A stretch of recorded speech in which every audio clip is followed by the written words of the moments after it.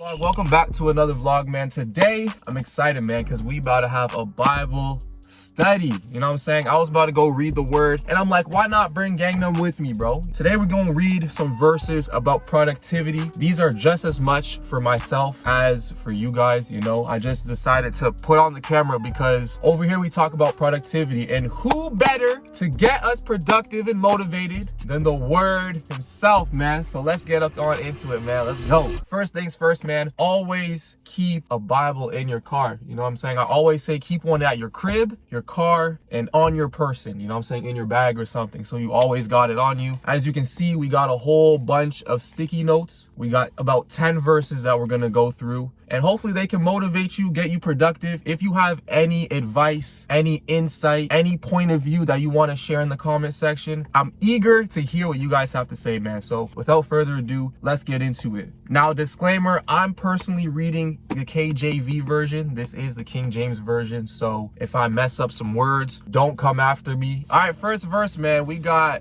Genesis 2:15. And the Lord God took the man and put him into the Garden of Eden to dress it and to keep it. Now, what does this tell us, man? As you know, God created the Garden of Eden, created the world, and gave Adam the sole responsibility to take care of it. So what does that mean for us, man? As we now reflect on this thousands of years later, how can we add it into our lives? This is how it works, man. God has created your life and the things around your life for you to maintain. Now, it's different for everybody else. Me personally, I do YouTube. So I got this camera, you know what I'm saying? I use my computer, you feel me? For others, it can be your school books, it can be your classroom, but God created everything for your intent to use, for your intent to take care of. He gave you the responsibility and trusted you enough to put his perfect creation in the palms of our hands. And that, I don't know about you, but when I think about that, I feel honored. Because it's like, God, you really believe in me so much that you're letting me take on the responsibility of my responsibilities. It's a blessing, man. It's a real blessing when you dig into it. Next verse, man, we got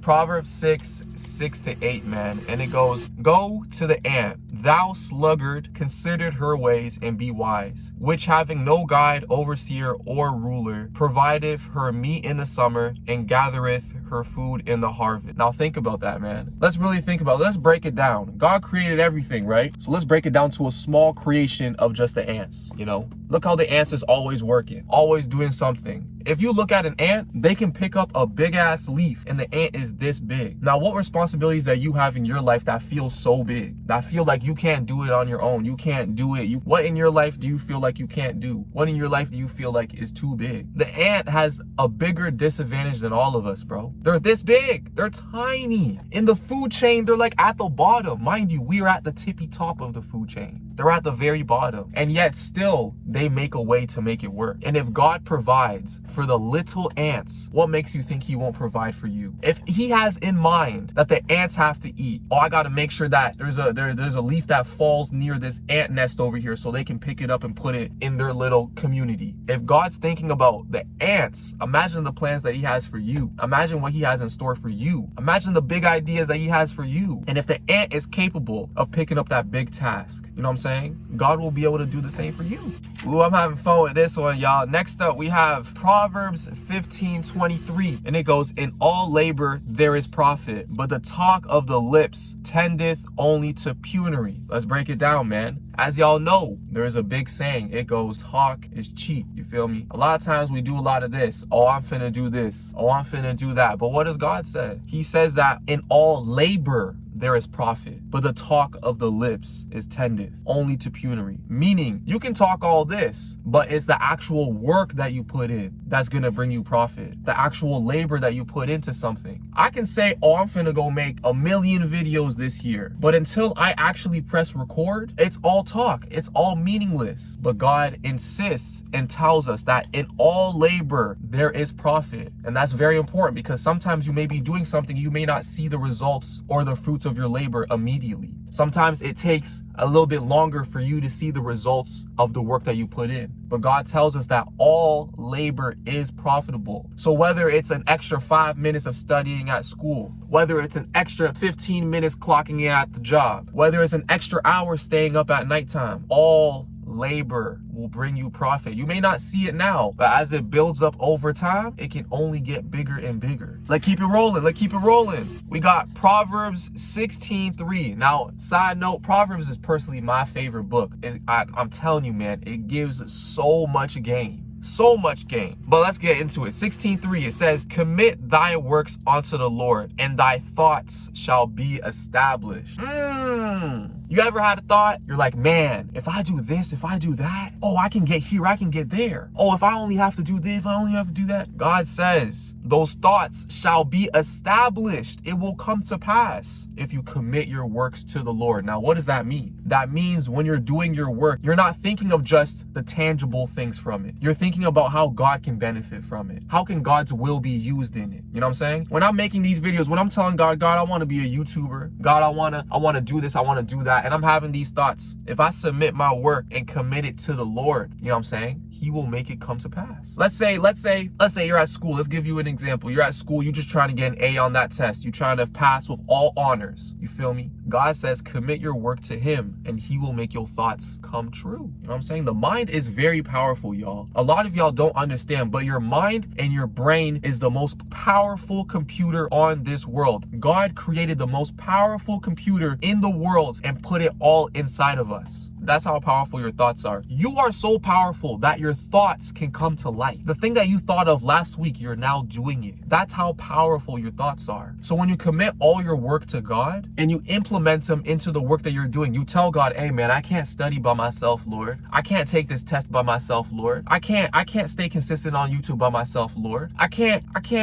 do this, I can't do that without you, Lord. I need you. And when you start adding him into it, when you start committing to him, he will make your thoughts established. He will allow your thoughts to come to pass. Amazing, isn't it? Next up, man, we got Ecclesiastes 9:10. And it goes, whatsoever thy hand findeth to do, do it with thy might. For there is no work, nor device, nor knowledge, nor wisdom in the grave, whither thou goest. Now, what does that mean, y'all? That means whatever you gotta do it to the best of your abilities. Do it to the might that you can do it to. Go all out. Stop half-assing stuff, man. You know what I'm saying? And I'm telling myself this as much as I'm telling you. I'm not coming at you because I'm also imperfect. Today, I slept in personally. You feel me? I'm supposed to be up at 6 a.m. I woke up at 10. Woke up at 11. You know what I'm saying? Sometimes we don't give it the best of our ability. Sometimes we don't give it our best shot. And God says, give everything to the best of your abilities. Why? Because there's nothing in this earth. There's nothing that won't eventually die. One day you will be on your deathbed. I'm sorry, we gotta go there. You know what I'm saying? I know sometimes it's a touchy subject, but one day you will meet your demise. One of the only guaranteed things in this world is that we will pass in this world. And when you're on your deathbed, all that you'll be able to say is, I wish I did this. I wish I went a little harder in this area. I wish I did that. Now, we don't want to do that over here. You know what I'm saying? We want to be able to say, I did it with the best of my abilities. I put 100% into it. You know what I'm saying? You ever did something and then you realized, I should have been did this. Man, if I did this a month ago, I would have been lit. You know what I'm saying? That's exactly what the word is saying, bro. Because there's no work, no device, no knowledge or wisdom that won't eventually hit the grave. So while we still have the chance, while we still have the opportunity, we gotta use it and do it with our best abilities. And like we said before, with the last verse, if we commit all our works into God's hands, he will let the thoughts be established. Because first, every work comes from a thought. You know what I'm saying? You think of something and then you do it. If you think of it, commit it to the Lord, do it to the best of your abilities, it will come to pass. But you gotta keep working. You gotta work. You know what I'm saying? Some days we don't want to work, but the truth is, you gotta do it. You gotta push through, because if it doesn't get done, it only dies off. Next up, man, we got the New Testament now. We is in Matthew 25:14-30. Now, this is a long one, so bear with me. You know what I'm saying? For the kingdom of heaven is as a man traveling into a far country, who called his own servants and delivered unto them his goods. And unto one he gave 5 talents, to another 2, and to another 1, to every man according to his several ability. And the straightway took his journey. Then he that had received 5 talents went and traded with the same, and made them another 5 talents. And likewise he that had received 2 talents, he also gained another 2 talents.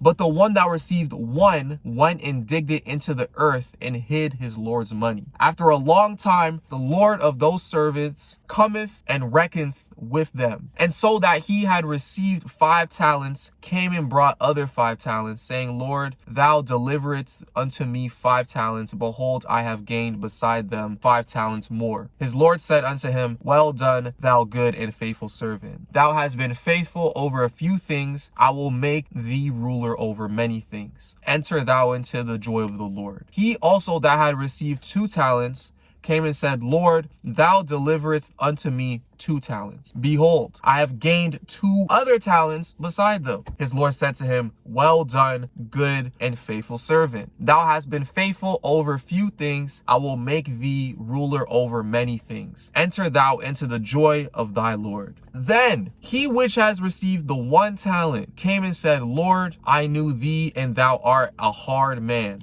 reaping where thou hast not sown, and gathering where thou hast not strawed. And I was afraid, and went and hid thy talent into the earth. Lo, there thou hast that is thine. Man, KJV is hard to read. His Lord answered and said unto him, Thou wicked and slothful servant, thou knewest that I would reap where I not sown not, and gather where I have not strawed. Thou oughtest therefore to have put my money in the exchangers, and then at my coming I should have received mine own with usury. Take therefore the talent from him, and give it unto him that has 10 talents. For unto everyone that hath shall be given, and he shall have abundance. But from him that hath not shall be taken away every that which he hath. And cast ye the unprofitable servant into utter darkness. There shall he be weeping and gnashing of teeth. Man, was that a lot to read, but let's break it down. This is one of my favorite scriptures to fall back onto. And I remember I talked about it last year. You know what I'm saying? We all have talents. Basically, let's run this down in a 2024 standard, shall we? We all have talents. Some have 3, some got 2, some got 5, some got 1. In this parable, the people who had multiple talents used their talents and doubled what they had. You know what I'm saying? Made profit from what they had, grew what was already given to them. But the person that had only 1 thing, look what happened to him, y'all. And I was afraid, and went and hid thy talents in the earth. He was afraid. He was scared that he was going to lose what he had. He was scared that whatever he was going to do wasn't going to go to plan. So what he did was just hid. He let his talent go to waste over fear. The number 1 thing the Bible tells us is to not have fear, to walk forth in faith. Let your faith be stronger than your fear. This man right here, he let his fear take hold of him. He let his fear overpower the talent that God gave him. Now in the example, it says the Lord, but let's put it into 2024 terms. Let's put it into our day. A lot of us are talented. All of us have talents. Every one of us. I don't care what you say. You are good at something. You are talented at something. There is something that you do that other people take admiration for, that say, I wish I could do what you do. You know what I'm saying? We is all very talented in our own ways. But some people are scared to showcase it. Some people are scared to use it, so they hide it. You ever meet somebody that was so good at something and you're like, why don't you ever show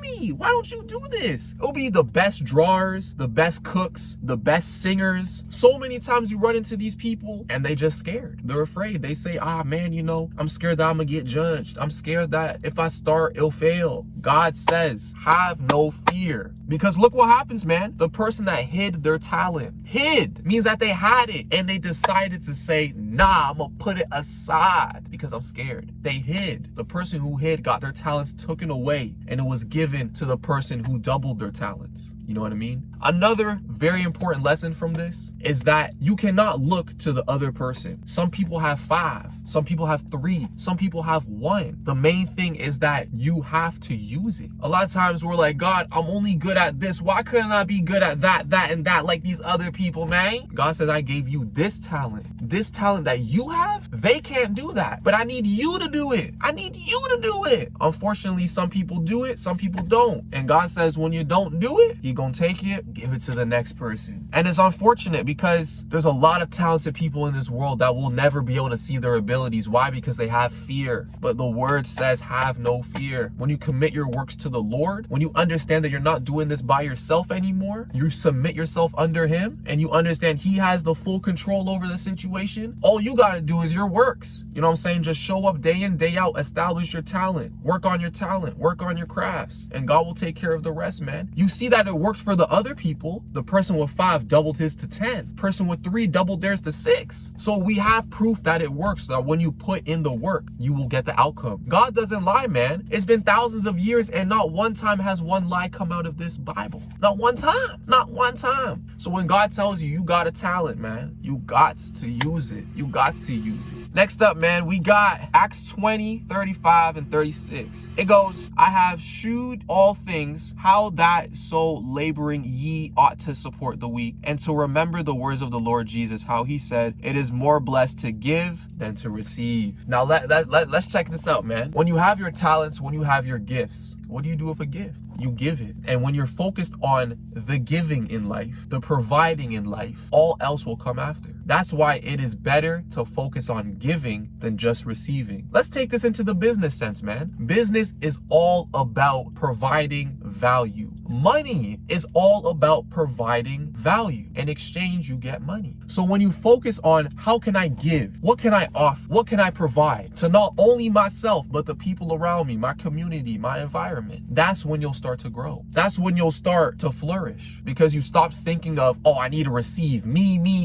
What can I get? What can I get? What can I get? When you start thinking the opposite, what can I give? What can I offer? What can I provide? You know what I'm saying? And you come with something. A lot of people, they want to provide, they want to give, they want to support, but they have nothing to do with. You know what I'm saying? So they just stand around saying, I want to do it. I want to support. I want to give. I want to do this. But they have nothing to give, nothing to support. They're not using the talents that we just talked about. You know what I'm saying? They're not using it. You feel me? But if you use those talents that we talked about in the last passage, if you use those talents and figure out a way to give it, to use those talents to provide value and to support other people, the Lord will do the rest, because his word says it, man. It's more blessed to give than to receive. And there's a reason for it. Next up, man, we got Ephesians 5, 15 and 16. It goes, see then that ye walk circumspectly, not as fools, but as wise, redeeming the time because the days are evil.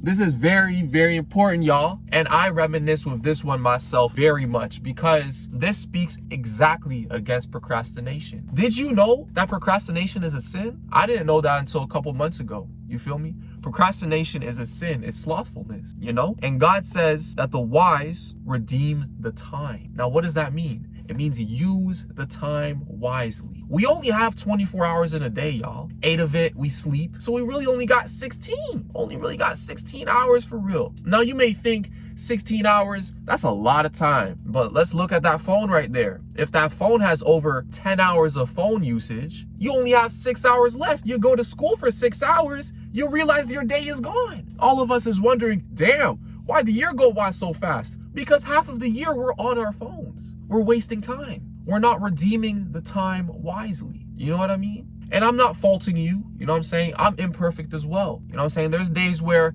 I mess around, not get out of bed in time. I look at the clock, it's 2 p.m. I done wasted my time watching anime, Netflix, YouTube, TikTok. You know what I'm saying? Wasting the time. And when you do this continually day after day after day, the time is going like this. And like we talked about before, the only thing that's certain in this life is death. Eventually we will hit the deathbed. You don't want to look back at your deathbed and say, damn, I wasted half my life on nothing. You know what I'm saying? You don't want that. For the wise, redeem the time. The wise redeem the time. So the time that you have, use it preciously. Use it wisely, because me and you are not guaranteed to even wake up tomorrow. Jesus can come back tomorrow. You may pass out in your sleep and die. Let's just keep it a buck. You know what I'm saying? Because people do that. There are so many people that thought that when they went to bed last night, they was going to wake up today. Let's just keep it a buck. They had plans for today. Some people yesterday said, tomorrow I'm going to do this, this, and this. Let me not work today. And they didn't make it to today. Now, luckily, with God's grace, me and you woke up today and we're able to sit together and have a nice Bible study and learn about being productive. And so God says, redeem the time, because we don't even know how much time we actually have on this earth. We all say, you know, the average life expectancy, 80, 90 years old. If you're lucky, you hit the hundreds. But that's not even guaranteed. It's not. Something can happen to you tomorrow. God forbid, I don't want nothing to happen to you, twin, but something can happen to you tomorrow, man. Something can happen to me tomorrow. You feel me? Jesus can come back in 20 minutes. You feel me? Redeem the time, because we don't know how much we have of it. And it's the most valuable thing. Ask any old person. They will tell you time is more valuable than money. Why? You can always make back money, man. See this change right here? I go to the store. What I got? I got me my American 25-cent coin. Motherfucker, I go to the store, I drop me 50 cents. You know what I'm saying? Go buy me a pack of gum. Go buy me some gum. I can get this money back.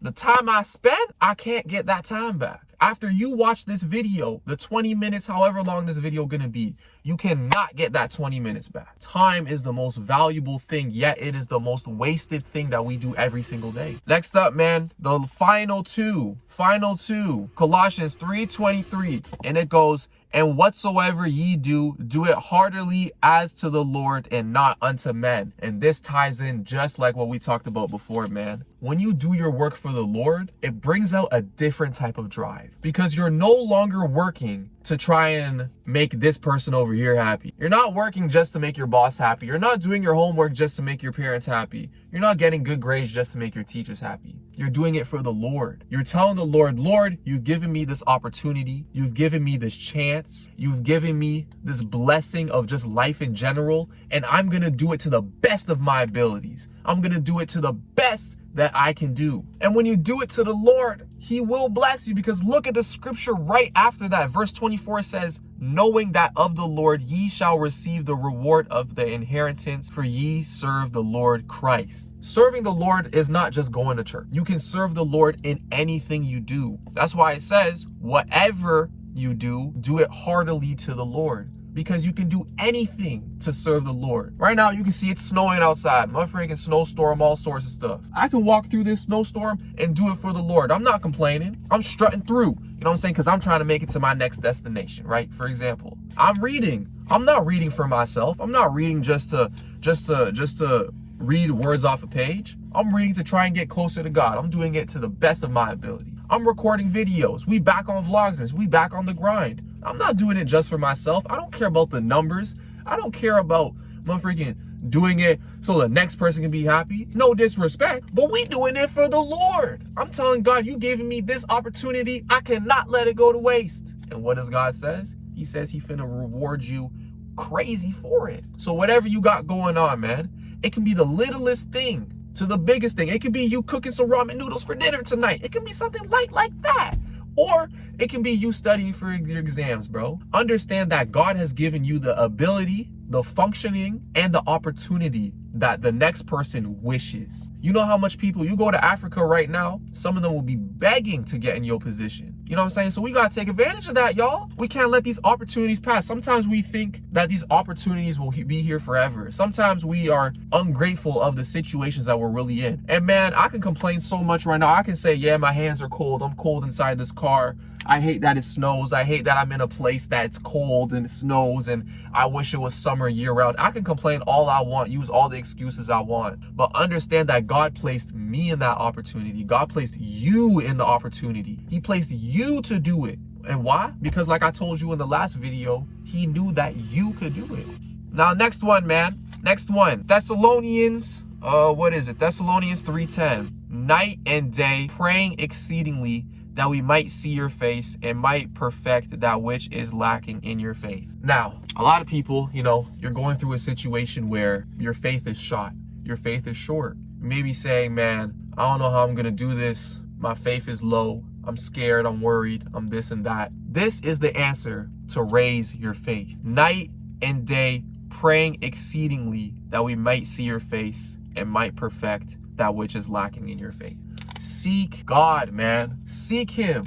If you're lacking in faith, if you don't know what to do, turn to God. That's the best thing you can do, because if you're saying, God, you're the only one that can fix my situation, you got to get closer to him. And how do you get closer to God?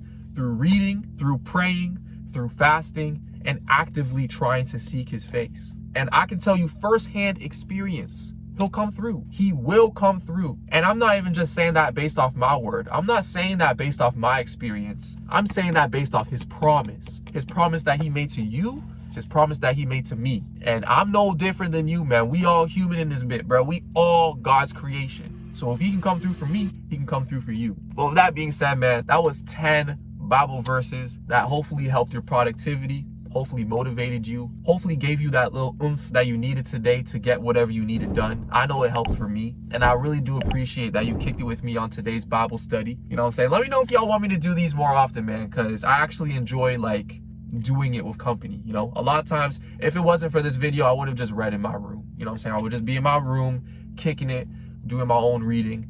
But, you know, today I said I needed some motivation to keep going. You know, I woke up late today. You know, I had to record this video. And I said, God, you know, I need that oomph today. I need that motivation. I need to be able to take that next step to be able to fulfill what you needed me to fulfill today. So I said, why not bring the gang with me, man? You know what I'm saying? So we can all eat, so we can all learn, so we can all grow together. So with that being said, if you enjoyed this, let me know down in the comment section if I should do it again.